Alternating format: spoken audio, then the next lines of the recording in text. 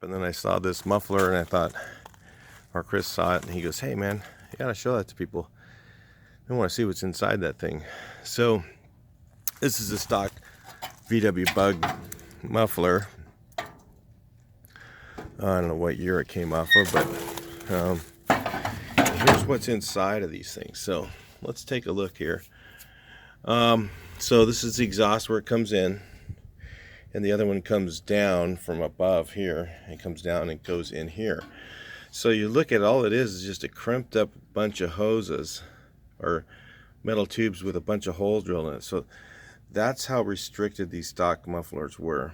Then all it had was a crossover tube inside that went across the other side, and then it had some holes in it along here. Of course, this part sure wasn't there, the blown out part.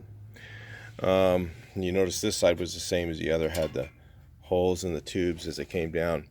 So then your stock pea shooters would have been coming out right here. And so all the exhaust got put into this little crossover tube right into here, went through all these little holes, and then ran out the pea shooter tubes. That's how restricted these things were original.